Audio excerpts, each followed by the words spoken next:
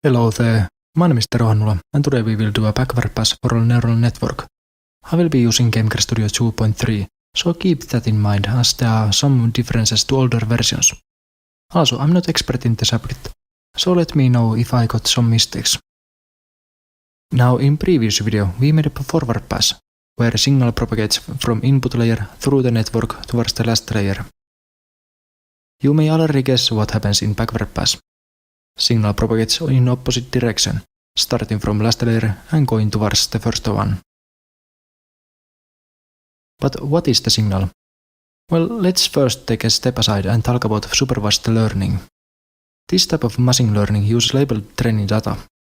It is supervised because we have a desired output for given input. We evaluate performance based on how far away network was from true answer. You can think training data as a stack of flashcards. Each card has a picture and label on the other side. Training happens by asking network about the picture and then compare answer to the actual label. We use cost function to give this difference a rating, which is the error for prediction. It is this error we want to use as a base for a signal. Therefore, to make backward pass, we need first to do forward pass with the example. In backpropagation, we are interested on how much each neuron contributed to this error. More precisely, how much influence all learnable parameters had. Let us think this way. If we would wheel each part of the network one by one, we could see how much each of them changes the answer, and consequently how error changes. But we cannot directly change neurons, and doing this with a brute force isn't good either. Luckily, smart people have come up with an analytic approach. You can easily know rate of change of function by using derivative of this function. Therefore, for backpropagation, we use calculus to find out rate of change for error respect to each neuron. In other words, gradients of the cost function.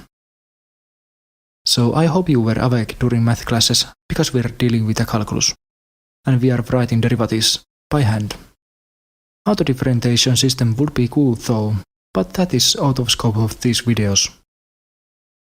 We will need structures for calculating and storing the gradients. To do this, I will create a new network and layers, which will inherit original ones, but also add new structure on top of them.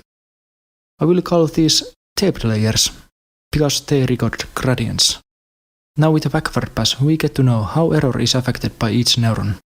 With this information, we can try reducing error by changing neurons with the most influence. But because we don't have direct control over neurons, we instead modify other parameters, like weights and biases, to adjust neuron activities. Therefore, we want to know how much each parameter affects the error, thus we need to record these gradients.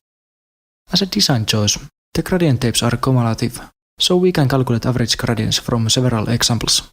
This is simply done by doing several backward passes with the different examples and then dividing gradient sum by number of passes. Now to use these tapes, all learnable layers should have an apply method. Calling this method updates parameters on opposite direction of gradients by taking small steps, which is called gradient descent. This algorithm moves parameters toward the local minimum, like walking down a hill in total darkness. We can only feel the slope of the hill and carefully walk downward. Even though we eventually reach flat ground, we cannot be sure if it is the lowest point, because instead of single hill, we are on a complicated landscape. To calculate gradients in dense layer, we need derivatives for activation functions. These must be written by hand, as we don't have any way for automizing it.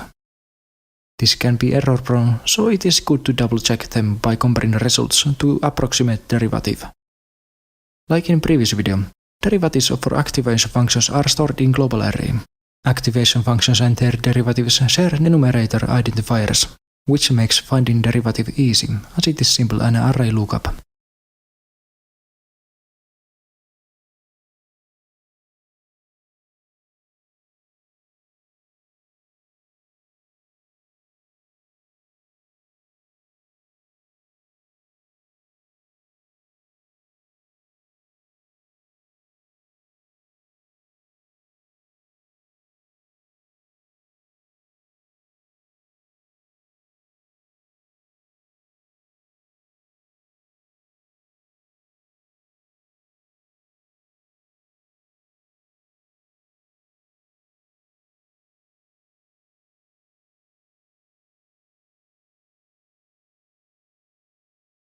I will use new variables learnable and taped. Learnable tells whether a layer has learnable parameters, and taped will tell whether a layer has gradient structure or not. Because we are not always training, I decided to encapsulate gradients functionality. I did this by creating child constructors for original layers. These will inherit original behavior and add a gradient structure. Now, taped layers will always have a gradient structure, which consists at least of delta array and backward method. These are needed so we can move the signal between layers during backpropagation. Now, this is hard to explain, so bear with me. The backward method takes current delta to calculate neuron gradients, which then are used to update delta of next layer by using derivative of forward method. So current delta is already calculated by previous layer. To find out derivatives for forward methods, you would use chain rule in respect to cost function. Making the new constructor for input layer is pretty simple, because it is endpoint for a backpropagation, so nothing really happens here.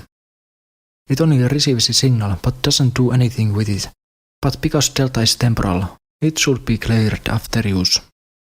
Now, making one for dense layer is more complicated. First, we want to record gradients for weights and biases, so we need two gradient tapes. Secondly, to calculate any gradient, we need a result from derivative of activation function. Finding out the correct function is easy with our global array, but we need a weighted sum as an argument. Because these sums are previously calculated in forward pass, we can use them in backward method if we make some modifications. Now my solution will raise overall memory usage, but will lessen computational burden in backpropagation. Another way would be overriding forward method in taped layer and creating activity array there.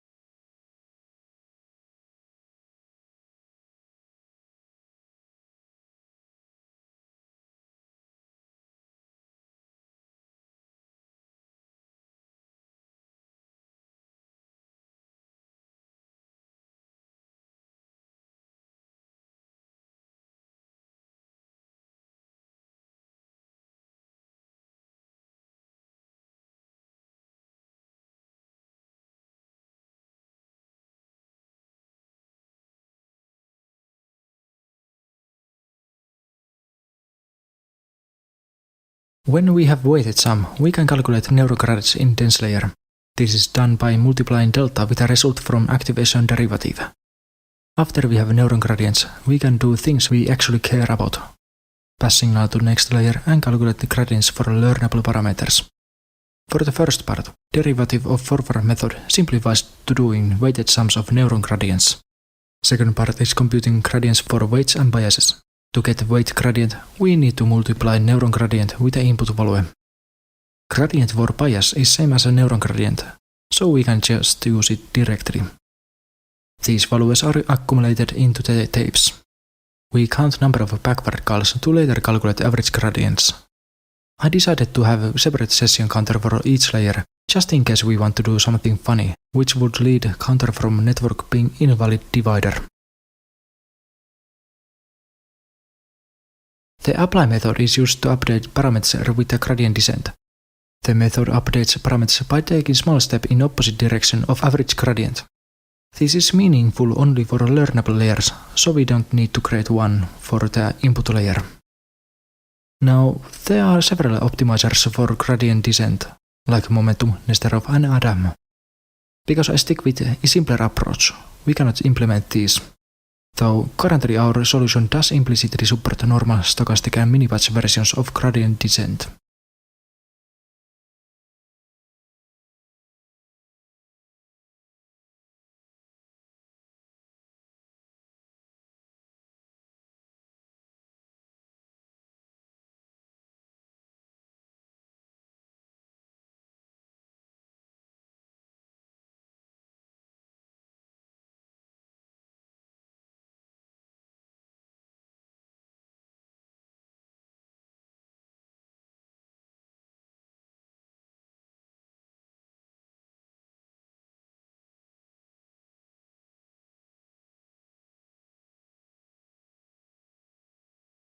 The cost function is how you evaluate your network, and there exist many ways of doing it. This is because different tasks have different requirements, and we can roughly split tasks in two categories: classification and regression problems. Now for the video I chose common cost function, which should normally work well enough on both tasks. This function is MSE, short for mean squared error, and this calculates error from squared differences. MSE is enough for this video, but we want to allow other cost functions. So, like we have done with activation functions, we create another global array.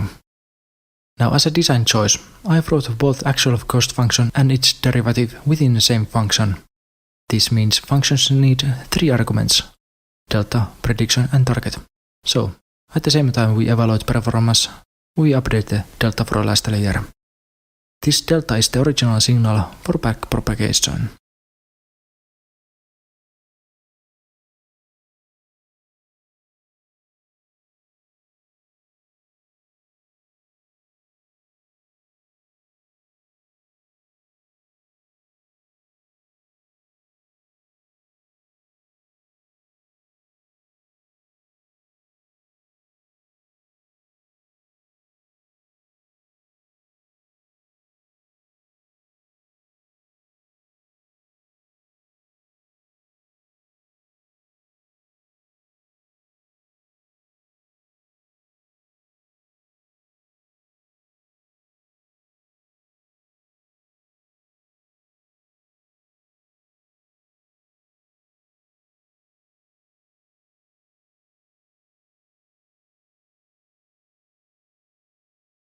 Like with the layers, I decided to create a child constructor for a network, which adds support for gradient descent. This will use same layer builder, which we will modify to create depth layers whenever necessary. For this, we have depth variable for a network, which builder will use to choose correct layer constructor.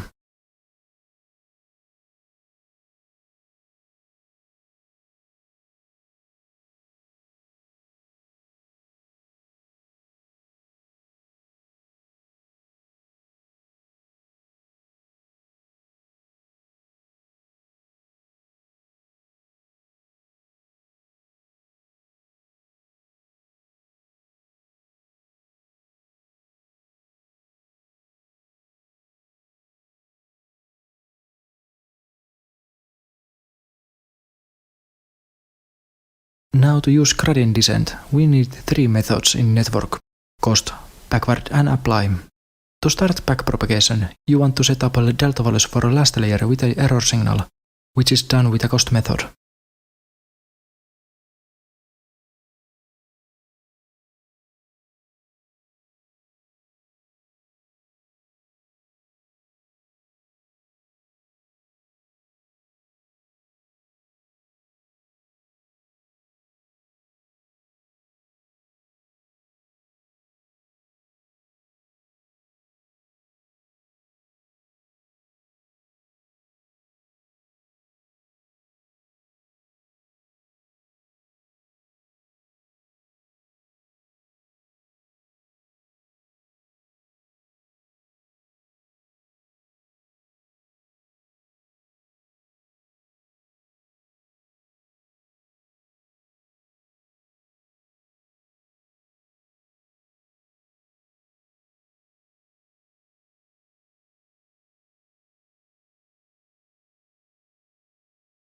The backward method will call backward methods of layers in reverse order. So loop starts from last array index and iterates to 0.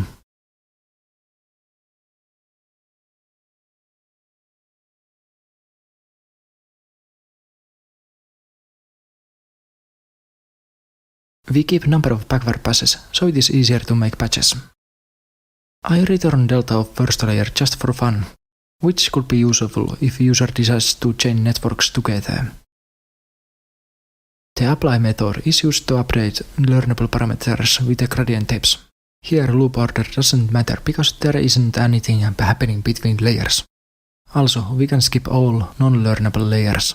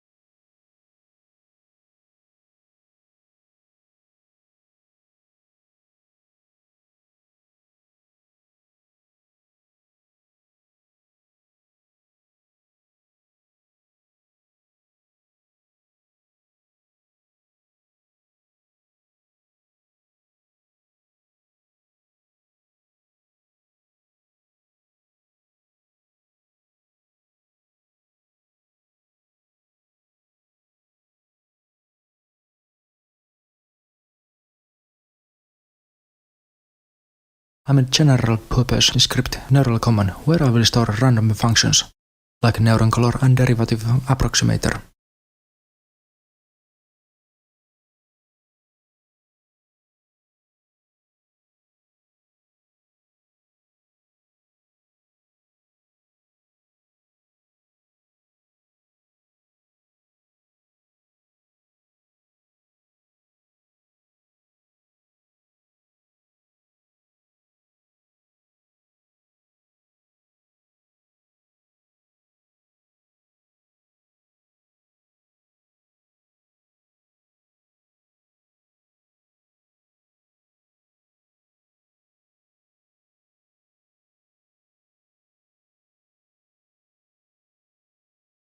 I made some changes to visualizing network, so we have more control how it is drawn. Most important change is in dense layer, as it now draws not only the neurons, but weights too. This way we can visualize learning better. But because visualization is not necessary part of how network works, you can skip or write these however you want.